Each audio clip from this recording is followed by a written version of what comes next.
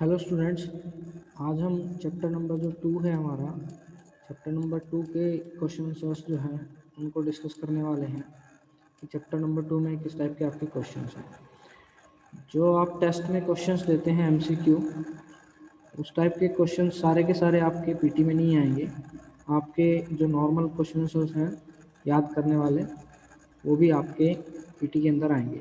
तो केवल ये मत सोचें कि आपके एमसीक्यू बेस्ड आपका पीटी होगा, उसमें आपके हर टाइप के क्वेश्चंस, एमसीक्यू भी, फिलअप्स भी, और आपके वेरी शॉर्ट और वेरी लॉन्ग और क्विज टाइप के हर टाइप के क्वेश्चन आपको देखने को मिलेंगे। तो चलिए डिस्कस करते हैं। सबसे पहला एमसीक्यू कह रहा है collection of related table with data in it is a. कह रहा है कलेक्शन किसका? टेबल्स का। टेबल का जो कलेक्शन है जिसमें टेबल्स आपस में एक दूसरे से कनेक्ट हैं और उन टेबल के अंदर डाटा है, उसका कलेक्शन क्या कहलाता है? तो हमने पढ़ा था उसका कलेक्शन हमारा क्या कहलाता है? Data base. डाटाबेस हमारा किसका कलेक्शन है? टेबल जो कि आपस में एक दूसरे से कनेक्ट हैं और उन टेबल के अंदर क्या होता है? हमारा डाटा होता है। सेकंड कह रहा है Microsoft Access is a software. Microsoft Access जो है वो किस टाइप का सॉफ्टवेयर है? किस टाइप का सॉफ्टवेयर हमारा? RDBMS, relational database management system. RDBMS software के बारे में हमने पढ़ा था, रिलेशनल डाटाबेस के बारे में हमने पढ़ा था। तो हमारा माइक्रोसॉफ्ट एक्सेस जो है वो RDBMS टाइप का आपका सॉफ्टवेयर है। इसके बाद कह रहा है a fill in the blank is located at the intersection of a column and a row. कह रहा है जब आपकी कॉलम और रो एक दूसरे को इंटरसेक्ट करती हैं तो क्या आपका क्रिएट होता है हमारा? तो उसमें हमने पढ़ा था आपकी, उसके अंदर हम क्या डालते हैं? वैल्यूज़ को एंटर करते हैं। किसको एंटर करते हैं हम? वैल्यूज़ को एंटर करते हैं, क्योंकि हमारा एक बॉक्स बन जाता है जिसके अंदर हम कोई भी वैल्यू टाइप कर सकते हैं।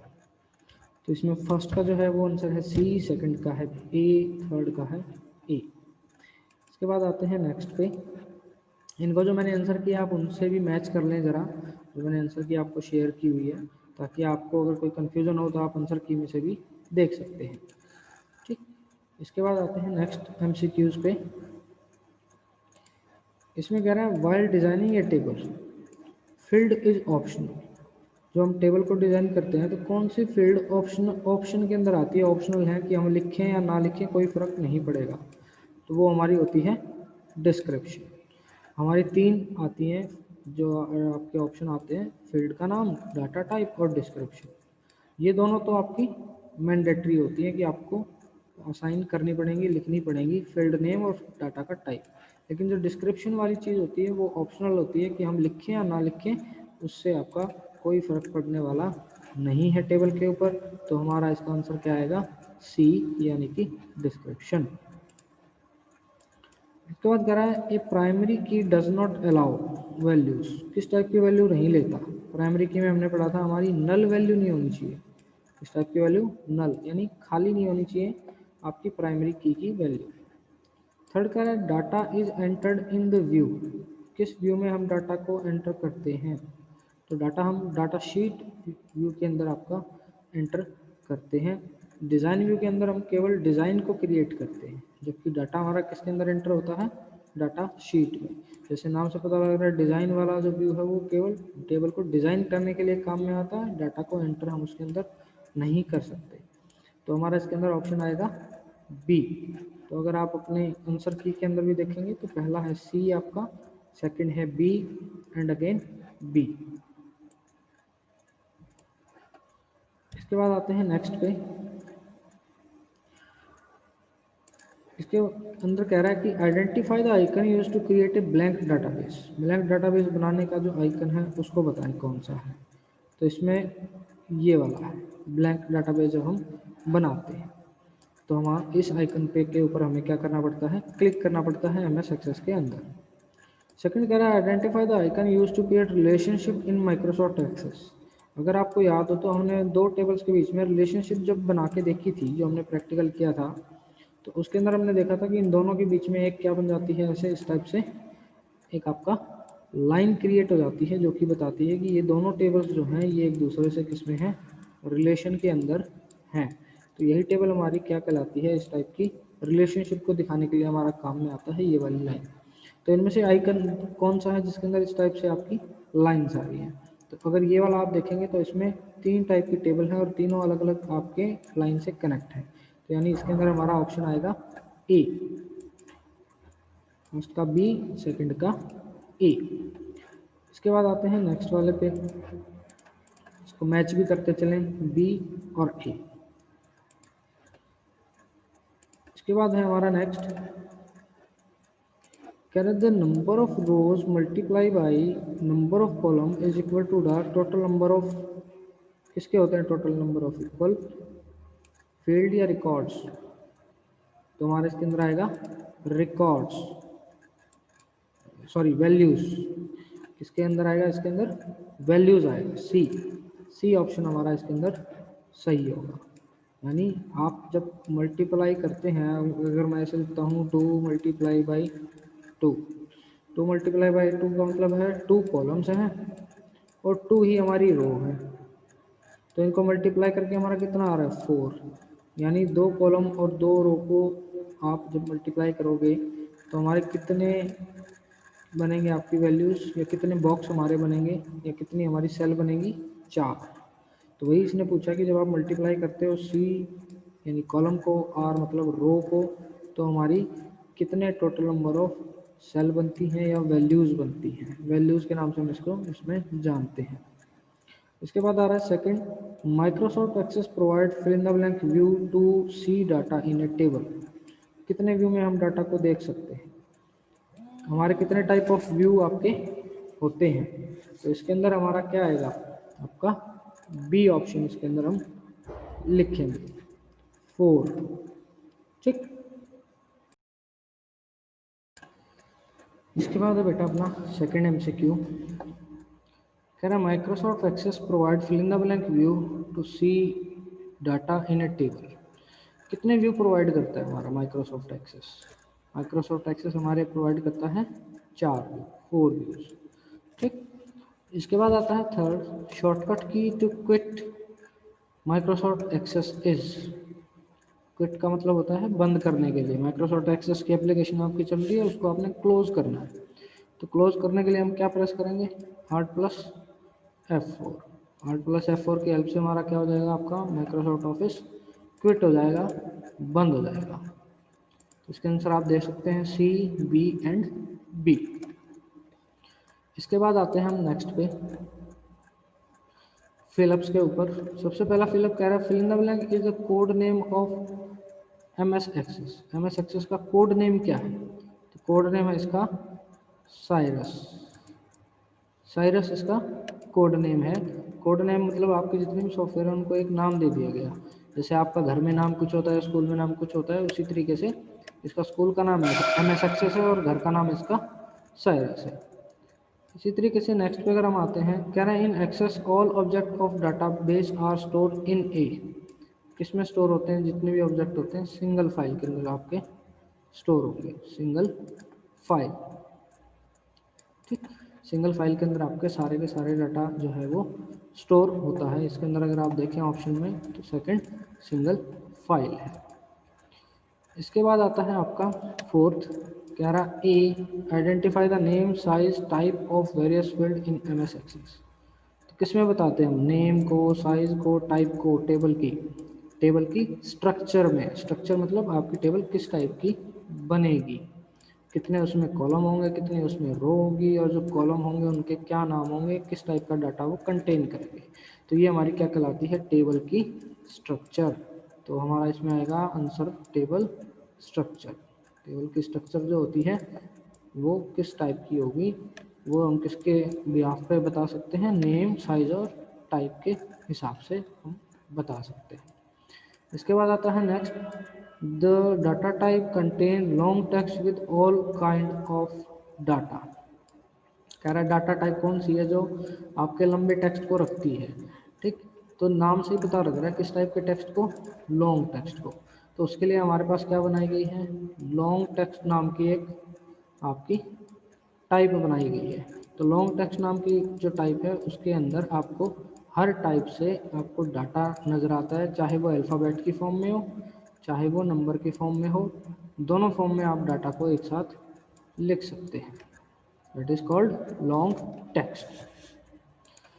इसके बाद आते हैं हम सेक्शन बी पे, क्वेश्चन आंसर्स पे। पहला क्वेश्चन कह रहा है कि mention 3 ways to create a database. Database को बनाने के 3 तरीकों के बारे में बताएं। तो देखते हैं हमने 3 तरीके क्या लिखे हुए हैं आंसर में। देखिए, सबसे पहला तरीका कह रहा है there are 2 ways to create a database in Microsoft access.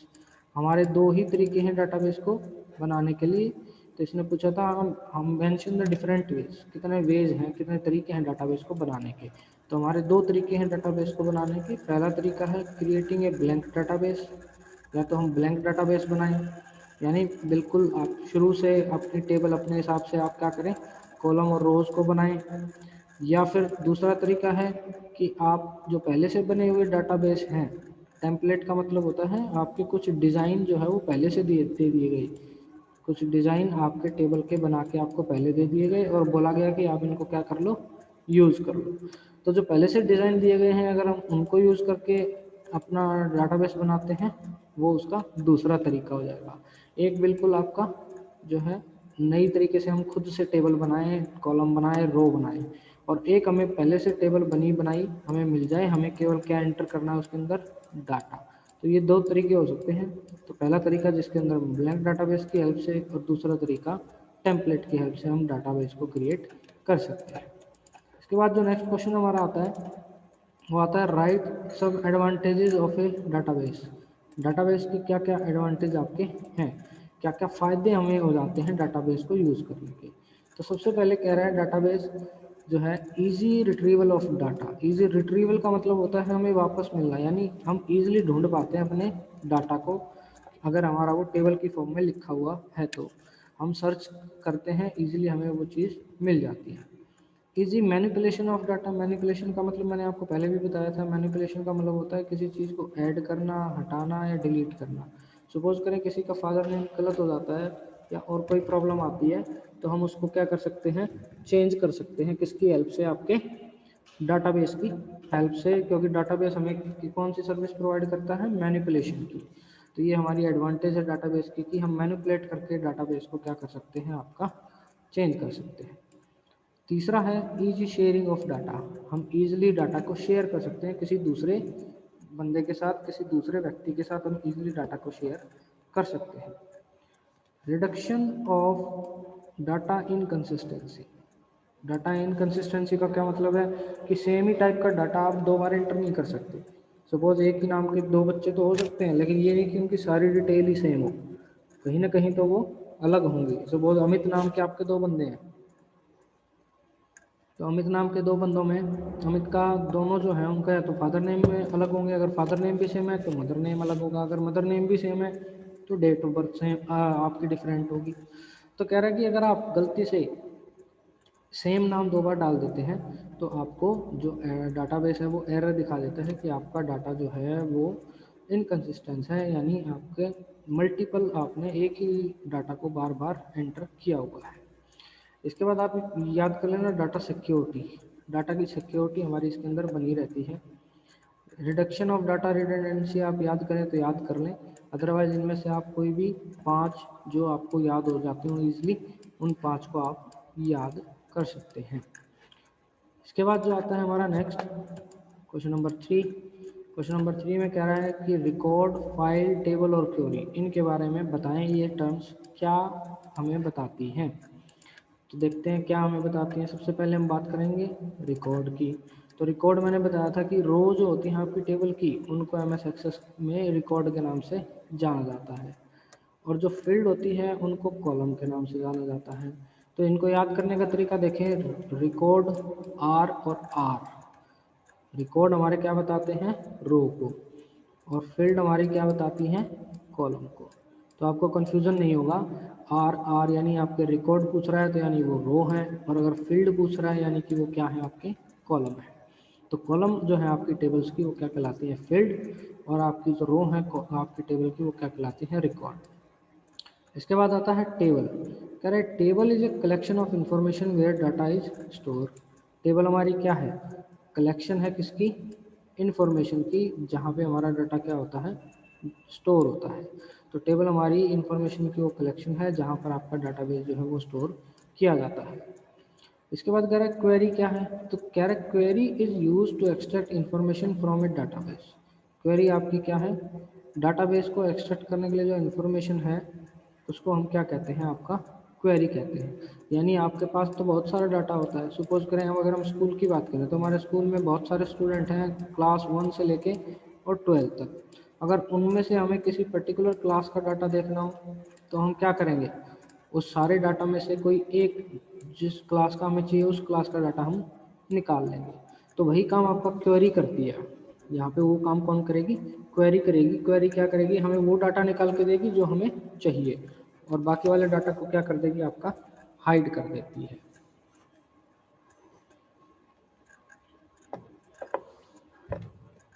देखिए इसके बाद नेक्स्ट क्वेश्चन आता है हमारा क्वेश्चन नंबर 4।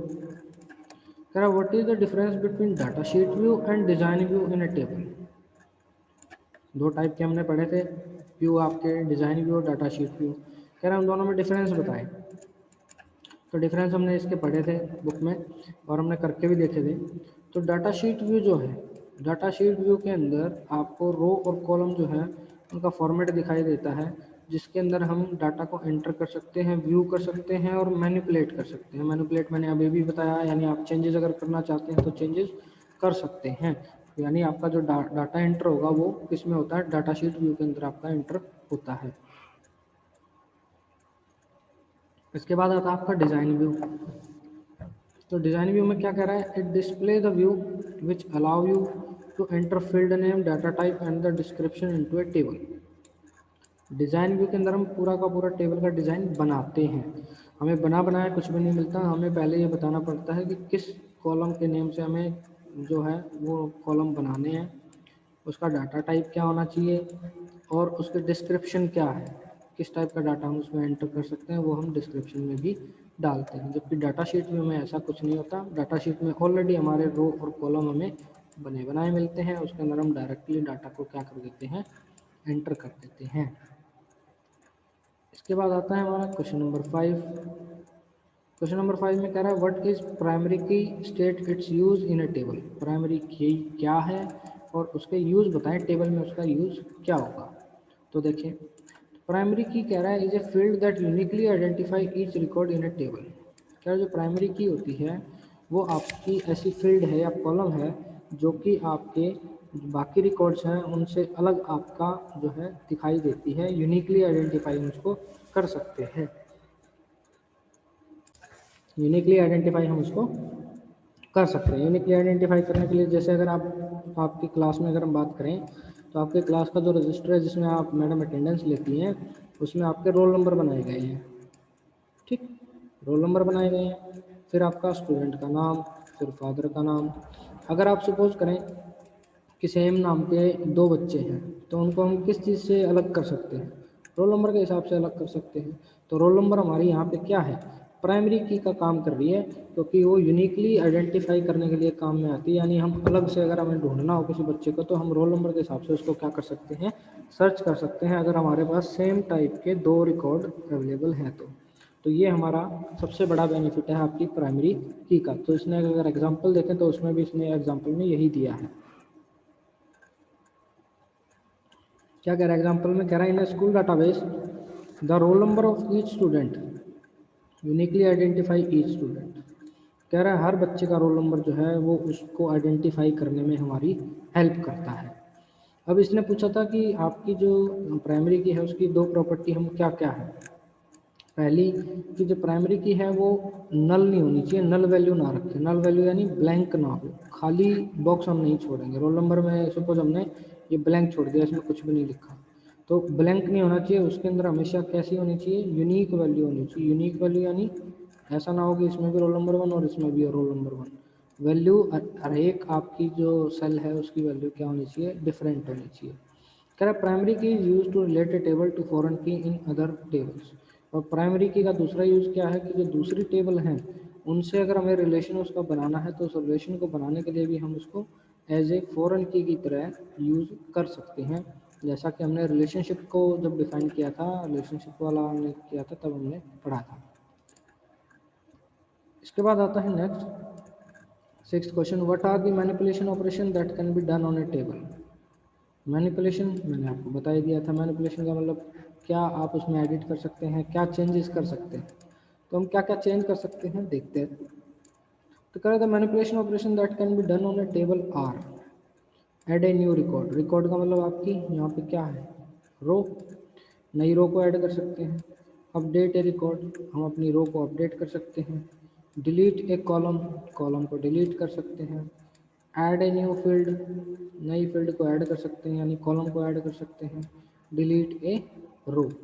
तो आपके ये ऑपरेशन हम क्या कर सकते हैं हमारे टेबल के ऊपर, जिनको हम क्या बोलते हैं, मैनिपुलेशन ऑपरेशन, यानी क्या क्या चेंजेस हम कर सकते हैं।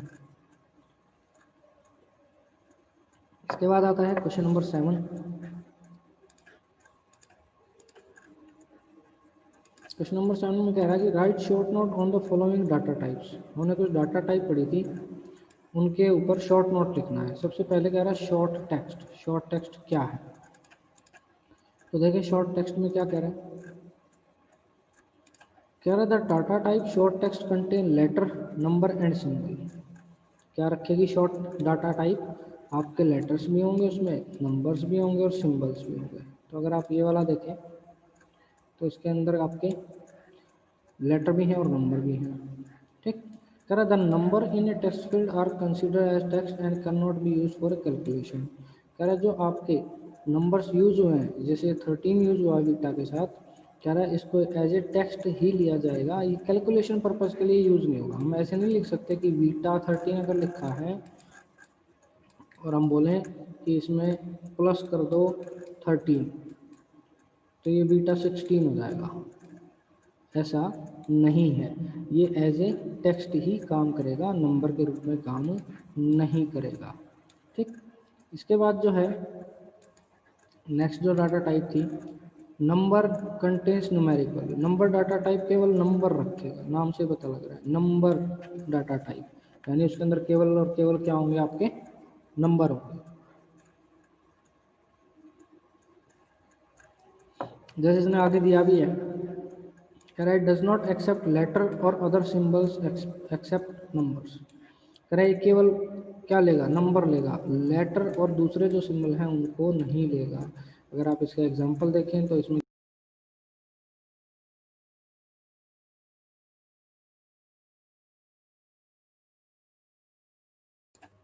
अगर आप देखें तो केवल आपको नंबर ही नंबर केवल दिखाई दे रहे हैं। एग्जाम्पल के अंदर आपको इसके अंदर किसी टाइप का लेटर या कोई दूसरा सिंबल दिखाई नहीं दे रहा। तो इस टाइप के जो आपके डाटा टाइप हैं वो नंबर डाटा टाइप बोले जाते हैं, जिनके अंदर केवल कौन सी वैल्यू आएगी, आपकी नंबर वैल्यू आती है। इसके बाद जो थर्ड टाइप आया वो आया करेंसी।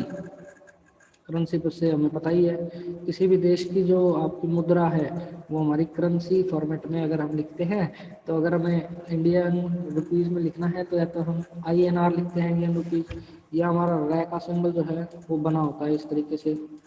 ठीक, यानी ये रुपीज़ में है। और अगर डॉलर में है, US का डॉलर चलता है US में, तो उसके आगे डॉलर लिखा होगा। तो कह रहा है जो आपका डाटा टाइप करेंसी है contain symbol for currency, currency के सिंबल रखेगा। डेसिमल की फॉर्म में हो सकती है, कॉमास की फॉर्म में हो सकती है, जहाँ पे ज़रूरत हो।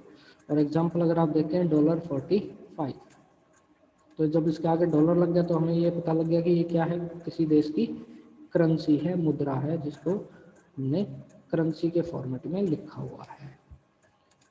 इसके बाद आता है आपका क्वेश्चन नंबर 8। क्वेश्चन नंबर 8 में कह रहा है write down the step to create a table structure. Table structure बनाने के लिए स्टेप लिखें।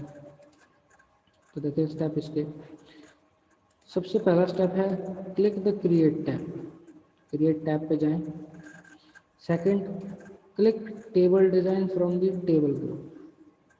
टेबल जो ग्रुप होगा उसमें हम टेबल डिज़ाइन को सिलेक्ट करेंगे और नई टेबल को हम सिलेक्ट करेंगे, डिज़ाइन व्यू पॉपअप्स, नई टेबल का डिज़ाइन व्यू हमें दिखाई देगा। स्टेप 3 में हम टेबल का जो फील्ड है, फील्ड के नाम यानी कॉलम के जो नाम है वो लिखेंगे, टैब की को प्रेस करेंगे, फिर उसकी डाटा टाइप बताएंगे। अगर आपको याद हो जब हमने डिज़ाइन व्यू में काम किया था तो आपके इस तरीके से 3 कॉलम बने आ रहे थे। ऊपर लिखा आ रहा था आपका यहाँ पे फील्ड का टाइप, ठीक, और साथ में लिखा रहा था आपका फील्ड का टाइप डाटा टाइप, और यहाँ पे लिखा रहा था डिस्क्रिप्शन। ठीक, ये हमने प्रैक्टिकल करके भी देखा था, आप पुरानी वीडियो को देख सकते हैं बेटा। तो इसमें हमने क्या किया था, फील्ड टाइप को सबसे पहले हमने यहाँ लिखा कि सपोज मैं रोल नंबर चाहता हूँ, फील्ड मेरी जो चाहता हूँ मेरा फील्ड पहली रोल नंबर चाहता हूँ। तो रोल नंबर किस टाइप का होता है, नंबर टाइप का होता है। तो डाटा टाइप मेरी क्या हो जाएगी, नंबर। यहाँ पे मैं क्या लिख दूंगा, नंबर। तो डिस्क्रिप्शन फील्ड मेरी क्या होती है, ऑप्शनल। मैं कुछ लिखूँ या ना लिखूँ उससे कोई फर्क नहीं पड़ेगा। तो यहाँ तक हमने 3 स्टेप क्रिएट किए। स्टेप नंबर 4 में कह रहा है an arrow appear for drop down list in data type column. Data type column में जब हम जाएंगे तो आप ड्रॉप डाउन मेन्यू आपका ओपन हो जाएगा, आपका इस तरीके से कुछ सिंबल आपका आता है ड्रॉप डाउन मेन्यू का। जब इस एरो के ऊपर आप क्लिक करते हैं तो लिस्ट ओपन हो जाती है जो जो हमने डाटा टाइप पढ़े थे। उसमें से हम डाटा टाइप को सिलेक्ट कर लेंगे जो हमें चाहिए। सेलेक्ट करने के बाद दोबारा से टैब की को प्रेस करेंगे, तो टैब की हमें आप किस पे ले जाएगी, डिस्क्रिप्शन पे। डिस्क्रिप्शन के अंदर अगर हमें कुछ भी डिस्क्रिप्शन डालना है तो हम टाइप कर देंगे, अदरवाइज हमें पता है डिस्क्रिप्शन हमारा क्या है, ऑप्शनल है। इसके बाद कह रहा है save the table after adding all field by clicking the save button only quick access tool bar. हमने अलग अलग सारे जो है फील्ड के टाइप को इसी तरीके से बता दिया। और जब हमें ये हो गया कि हमारी जो टेबल है वो कंप्लीट होगी, डिज़ाइन हमारा कंप्लीट हो गया, हम उसको सेव कर लेंगे किस बटन पर क्लिक करके, सेव बटन पे, जो कि हमारे क्विक एक्सेस टूल बार के अंदर दिखाई देगा। जैसे आप सेव के ऊपर क्लिक करेंगे तो save as dialog box open होगा और आपसे पूछेगा कि आपने टेबल का क्या नाम रखना। उस टेबल का नाम हम क्या कर देंगे, डिफाइन कर देंगे और ओके पे क्लिक कर देंगे। तो इस तरीके से हमारा जो टेबल है वो टेबल स्ट्रक्चर क्रिएट हो जाएगा, जिसके अंदर बाद में हम उसमें क्या इनपुट करेंगे, अपना डाटा इनपुट करेंगे। तो ये वाला पूरा का पूरा मैंने आपको प्रैक्टिकली बताया हुआ है पहले वाली वीडियो में जब हमने थ्योरी वाला पार्ट पढ़ा था, तो आप वहाँ से एक बार इसको रिवाइंड करके देख सकते हैं बेटा। इसके बाद जो है आपके कंप्यूटर इन एवरीडे लाइफ देख लेते हैं, इसको भी क्या क्वेश्चन है। क्या है, the principal of school required to store information about the student of his school which application software he और she use to create a database. क्या एक स्कूल का प्रिंसिपल है, उसको बहुत सारी इन्फॉर्मेशन स्टोर करनी है अपने स्टूडेंट्स की, उसके स्कूल के, तो वो कौन सा सॉफ्टवेयर यूज करेगा जिसके अंदर वो डाटाबेस को बना सके। तो हमने अभी भी पढ़ा एक्सेस 2013 हमारा क्या है, ऐसा सॉफ्टवेयर है जो कि क्या क्रिएट करता है, डाटाबेस को क्रिएट करता है। सेकंड क्वेश्चन कह रहा है Nidhi created a table named school. Nidhi ने एक टेबल बनाई किसके नाम से, स्कूल के नाम से। उसके अंदर क्या क्या कॉलम बनाए, admission number, roll number, name and class, ये उसने कॉलम बनाए। अब कह रहा है which field out of these should be set as primary key and why. कह रहा है ये जो कॉलम बनाए 1, 2 और 3 और ये 4, इनमें से किसको वो प्राइमरी की बनाई और क्यों बनाए। दो चीज पूछी है इसने, कौन सी को बनाए और क्यों बनाए। तो देखिए कह रहे हैं वो एडमिशन नंबर को भी बना सकती है और रोल नंबर की, नो रोल नंबर वाले जो फील्ड है उसको भी बना सकती है प्राइमरी की। क्यों, क्योंकि दोनों ही चीज़ें एक दूसरे से अलग होती हैं। किसी भी बच्चे का रोल नंबर भी सेम नहीं हो सकता और किसी बच्चे का एडमिशन नंबर भी सेम नहीं हो सकता। तो हमें हमारी जो प्राइमरी की थी उसकी कंडीशन यही थी कि वो क्या होनी चाहिए, यूनिक वैल्यू होनी चाहिए, यानी ऐसी वैल्यू जो केवल एक बार ही यूज हुई हो एक बच्चे के लिए। तो इसमें एडमिशन नंबर जो है वो आपका डिफरेंट होगा और रोल नंबर भी एक बच्चे का सेम नहीं होगा। तो इन दोनों में से किसी को भी वो क्या बना सकती है, प्राइमरी की बना सकती है। तो बेटा ये अपने दोनों चैप्टर्स की जो है चैप्टर 1 और 2 इन दोनों की वीडियो आपको मिल चुकी है, इनको अच्छे से याद करें। पेपर के अंदर PT1 और PT2 में आपके मल्टीपल चॉइस भी आएंगे, आपके जो है फिलअप्स भी आएंगे, शॉर्ट क्वेश्चन भी आएंगे, हर टाइप के क्वेश्चन आपसे पूछे जाएंगे। तो ऐसा ना सोचें कि आप केवल मल्टीपल चॉइस क्वेश्चन ही याद करें जो हम टेस्ट में लेते हैं। टेस्ट में जो हम देते हैं वो इसलिए देते हैं आपके प्रैक्टिस के लिए बेसिकली। तो उसके अंदर जो क्वेश्चन होते हैं वो चैप्टर के बीच में से भी होते हैं जो हम क्लास टेस्ट लेते हैं, ताकि आपको ये पता रहे कि आपने चैप्टर के अंदर क्या पढ़ा है। फिर भी अगर आपको किसी चैप्टर में प्रॉब्लम है या कहीं भी आपको किसी क्वेश्चन को समझने में प्रॉब्लम आ रही है तो आप मुझे कमेंट सेक्शन में ज़रूर बताएं। Thank you.